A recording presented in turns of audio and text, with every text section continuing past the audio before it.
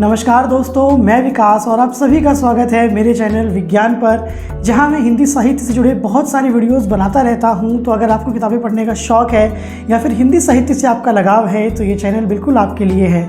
और आज मैं बात करने जा रहा हूं राही मासूम रज़ा जी की किताब टोपी शुक्ला के बारे में। और राही मासूम रज़ा साहब के बारे में शायद आप जानते होंगे कि वर्षों पहले महाभारत का जो सीरियल दूरदर्शन पर आता था उसके डायलॉग्स इन्होंने ही लिखे थे। और उनके बारे में मैं आपको बता दूं कि कुछ राइटर्स होते हैं जो कमाल का लिखते हैं, पर राही मासूम रज़ा साहब खुद कमाल के थे। वो एकदम यार आदमी थे और अपना दिल लिखते थे। और टोपी शुक्ला में भी हर पन्ने पर और हर वाक्य में, हर शब्द में आपको उनके दिल के धड़कने की और उसके टूटने की भी आवाज़ सुनाई देगी। और टोपी शुक्ला के बारे में बात करने से पहले मैं आपको बता दूं कि अगर आप मेरे चैनल पर नए हैं और अगर आपने अब तक मेरे चैनल को सब्सक्राइब नहीं किया है तो वो भी कर लीजिएगा, ताकि हिंदी साहित्य से जुड़े वीडियोस आप तक लगातार पहुंचते रहें। तो फिर चलिए शुरू करते हैं हमारा आज का सफ़र। टोपी शुक्ला कहानी है बलभद्र नारायण शुक्ला की। और अब आप लोग ये सोच रहे होंगे कि फिर इनका नाम टोपी शुक्ला कैसे पड़ा। तो बात ये है कि जब ये महाशय अलीगढ़ मुस्लिम यूनिवर्सिटी से एमए कर रहे थे तो उस समय पर यूनिवर्सिटी में ये रिवाज था कि स्टेज पर स्पीच देने के लिए हमेशा टोपी पहननी पड़ती थी। पर हमारे शुक्ला जी इतने रिजिड और इतने रिबेलियस टाइप के इंसान थे कि इन्होंने टोपी पहनने से इनकार कर दिया था। तो इसीलिए ये जब भी स्टेज पर चढ़ते थे तो छात्र टोपी टोपी कहकर इनकी हुटिंग करते थे। और इसीलिए बलभद्र नारायण शुक्ला हो गया टोपी शुक्ला। और बाद में तो लोगों ने शुक्ला भी हटा दिया और ये खाली टोपी रह गए। और अब बात करते हैं कि क्या खास है हमारे टोपी शुक्ला में। तो बात दरअसल ये है कि हमारे टोपी शुक्ला में कुछ भी खास नहीं है, सिवाय इस बात के कि वो अकेला है और वो ईमानदार है।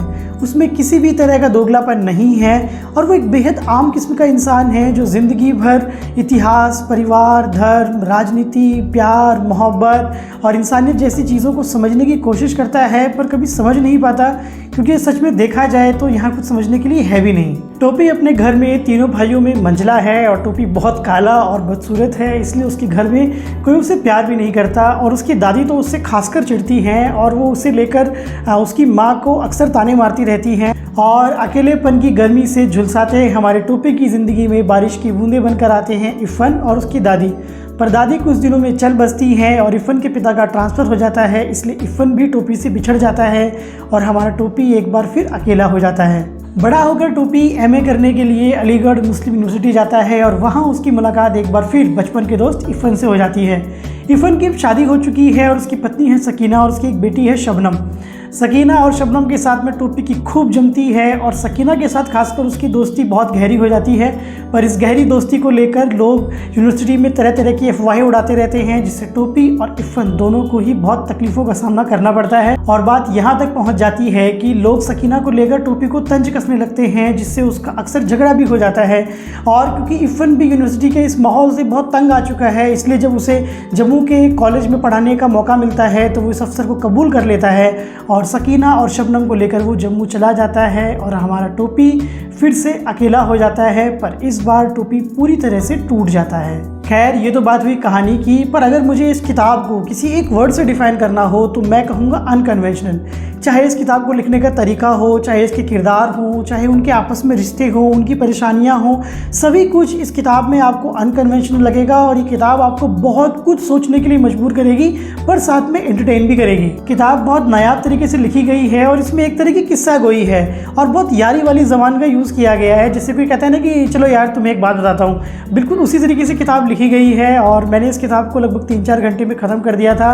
और ये उन चुनिंदा किताबों में से एक है जो बीच में छोड़ने के लिए बनी ही नहीं होती, आप इन्हें एक बार में ख़त्म करते हैं। और किताब बहुत बड़े सवाल पूछती है, मगर बहुत ही मजाक अंदाज में पूछती है, और जो कि मुझे बहुत सही भी लगा, क्योंकि रोज़मर्रा की ज़िंदगी में जो हमारे साथ में होता है वो भी किसी भद्दे मजाक से कम तो नहीं है। किताब में भरपूर तरीके से व्यंग्य और कटाक्ष किया गया है। और हालांकि किताब की मुख्य पृष्ठभूमि सांप्रदायिकता की है, फिर भी राही मासूम रज़ा साहब ने खुद को सांप्रदायिकता तक नहीं बांधा और उन्होंने उस समय के लगभग हर पहलू पर कुछ ना कुछ कटाक्ष या टिप्पणी जरूर की है। और इसीलिए मुझे ऐसा लगता है कि किताब कम और कमेंट्री ज़्यादा है। और इसीलिए ये सिर्फ एक टोपी की कहानी नहीं है, ये उस हर इंसान की कहानी है जो उस समय में था और उस समय के लोगों को जिन जिन परेशानियों का सामना करना पड़ता था, इन्होंने इस किताब में उसे बहुत खूबसूरती से बताया है। जैसे कि वो नौकरी पर लिखते हैं। नौकरी, सुना जाता है कि पहले ज़मानों में नौजवान मुल्क जीतने, लंबी और कठिन यात्राएं करने, ख़ानदान का नाम ऊंचा करने के ख्वाब देखा करते थे।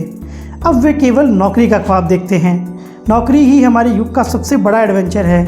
आज के फाहियान और Ibn Battuta, Vasco D gamma और स्कॉट नौकरी की खोज में लगे रहते हैं। आज के ईसा, मोहम्मद और राम की मंजिल नौकरी है। नौकरी 3 अक्षर और 2 मात्राओं का यह शब्द आज के ख्वाबों की कसौटी है। जो इस कसौटी पर खरा उतरे वही खरा है। नौकरी से ही घर और परिवार की खोपड़ी फूटती हैं। नौकरी, यह शब्द हमारी आत्मा के माथे पर खून से लिखा हुआ है।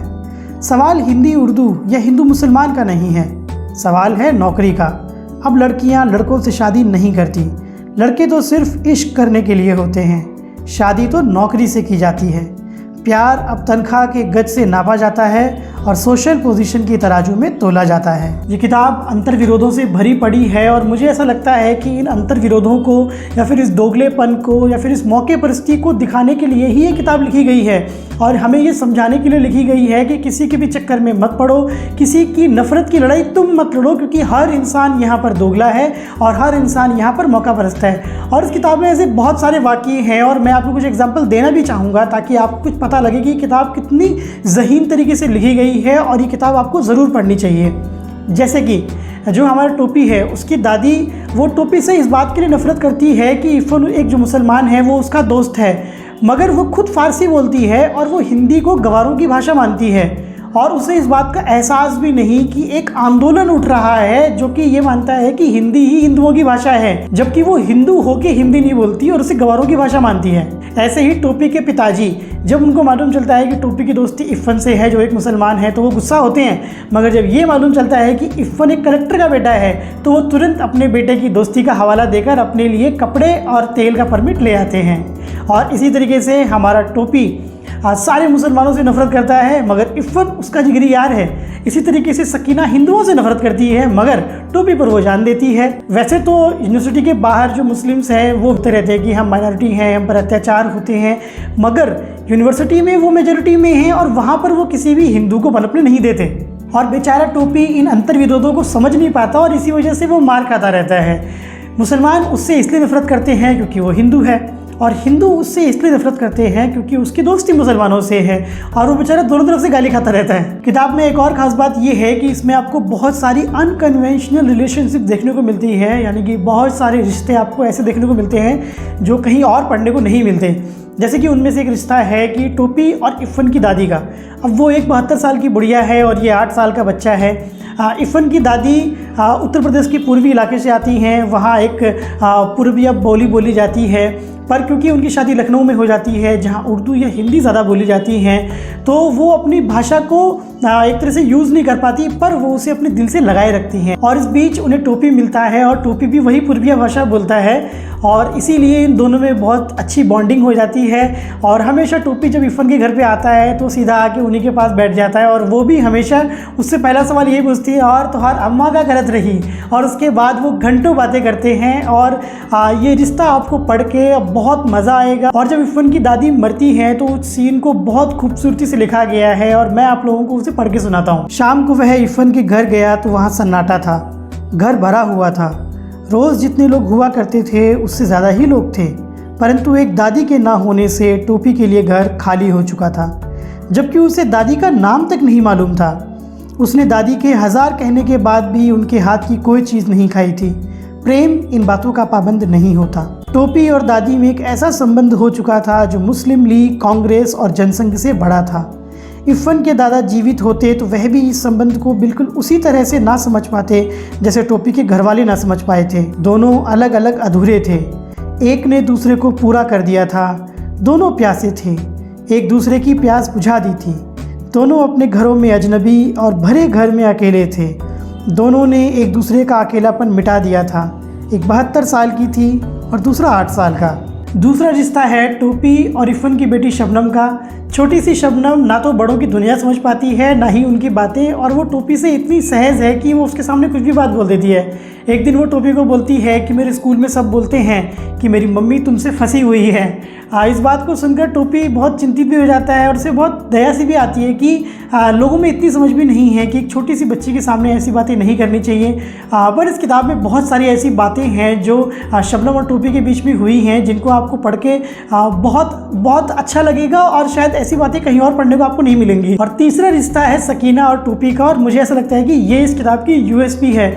सकीना और टूपी एक दूसरे से झगड़ा भी करते रहते हैं, मगर एक दूसरे के बहुत अच्छे दोस्त हैं और उनकी दोस्ती इतनी गहरी है तो लोगों को ये बात समझ में नहीं आती कि प्रेमी प्रेमिका हुए बिना भी इतनी गहरी दोस्ती कैसे हो सकती है, और इस बात से दोनों सफ़र भी करते हैं। और मुझे ऐसा लगता है कि सकीना और टूपी जैसा रिश्ता शायद ही आपको कहीं और पढ़ने को मिलेगा। और मेरे लिए किताब इतनी जल्दी ख़त्म करने का एक जो रीज़न था वो ये भी था कि मैं जानना चाहता था कि सकीना और टूपी के रिश्ते का अंत क्या हुआ।